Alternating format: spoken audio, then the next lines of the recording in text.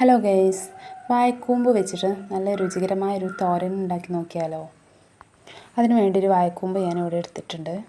ഇത് അരിഞ്ഞ് വെച്ചതിന് ശേഷം നമ്മൾ കഞ്ഞിവെള്ളത്തിൽ ഇട്ട് വെക്കണം കേട്ടോ. അങ്ങനെ ആയാൽ നമ്മൾ കറകളൊന്നും ഉണ്ടാവില്ല. അരപ്പിന് ആവശ്യമായ തേങ്ങയും കുറച്ച് കാന്താരി മുളകും മഞ്ഞൾപ്പൊടിയും ചെറിയ ജീരകവും ഞാൻ ഇവിടെ എടുത്തിട്ടുണ്ട്. പിന്നെ ഇതിലേക്ക് കുറച്ച് മുതിര വേവിച്ച് വെച്ചിട്ടുണ്ട്. ഒരു അരമണിക്കൂറിന് ശേഷം കഞ്ഞിവെള്ളത്തിലിട്ട വാഴക്കൂമ്പ് നല്ലോണം പിഴിഞ്ഞ് മാറ്റി വെക്കുക. ഫ്ലെയിം ഓൺ ചെയ്ത് ഒരു പാൻ അടുപ്പത്ത് വെച്ചിട്ട് അതിൽ വെളിച്ചെണ്ണ ഒഴിച്ച് ചൂടായതിന് ശേഷം കടുക്, കുറച്ച് ഉഴുന്ന് പരിപ്പ്, പിന്നെ കറിവേപ്പില, വറ്റൽമുളക് ഇവ ചേർത്തിട്ട് നന്നായി മൂപ്പിച്ചെടുക്കുക. വെളുത്തുള്ളി ചെറുതായി അരിഞ്ഞതും കൂടി ചേർത്തിട്ടുണ്ട്.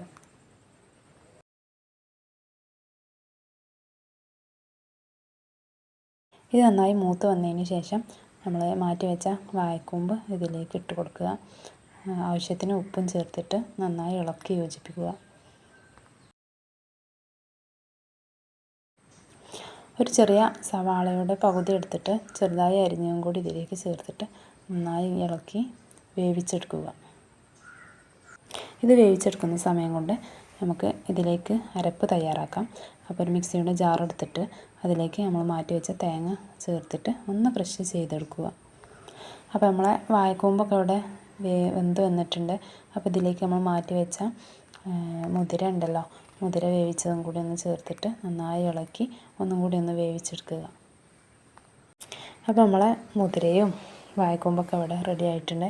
അപ്പോൾ ഇതിലേക്ക് നമ്മൾ മാറ്റി വെച്ച അരപ്പ് ചേർത്തിട്ട് നന്നായി ഒന്നും കൂടി ഒന്ന് ഇളക്കിയിട്ട് ഒന്ന് ആവി കയറ്റിയെടുക്കുക, തേങ്ങ ഒന്ന് വേവാൻ വേണ്ടിയിട്ട്. ഈ സമയം നമ്മൾ ചെറിയ ഫ്ലെയിമിൽ വേണം ഇതൊന്ന് വേവിച്ചെടുക്കാൻ. തേങ്ങ ആയതുകൊണ്ട് അടി പിടിക്കാൻ സാധ്യതയുണ്ട്. അപ്പോൾ നമ്മളെ തോരൻ ഇവിടെ റെഡി ആയിട്ടുണ്ട്. നല്ലൊരു സ്മെല്ലാട്ടോ ഇത് അടുപ്പ് തുറക്കുമ്പോൾ. അപ്പോൾ നന്നായി വെന്തിട്ടുണ്ട്. അപ്പോൾ ഇതിലേക്ക് ഇനി കുറച്ച് വെളിച്ചെണ്ണ ഒന്ന് മുകളിലൊന്ന് ഒഴിച്ച് കൊടുക്കുക. ആ ഒരു വെളിച്ചെണ്ണൻ്റെ സ്മെല്ല് കിട്ടാൻ വേണ്ടിയിട്ടാണ് കേട്ടോ. നല്ലൊരു ടേസ്റ്റുമാണ്.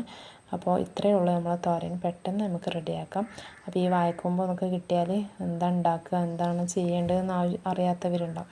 അപ്പോൾ അവർക്ക് വേണ്ടിയിട്ടാണ്. അപ്പോൾ ഈ വിഭവം ഇഷ്ടപ്പെട്ടാൽ ലൈക്ക് ചെയ്യുക, ഷെയർ ചെയ്യുക, സബ്സ്ക്രൈബ് ചെയ്യുക. മുതിരയും വാഴക്കൂമ്പൊക്കെ നമ്മളെ ഹെൽത്തിന് വളരെയധികം നല്ലതാണ്.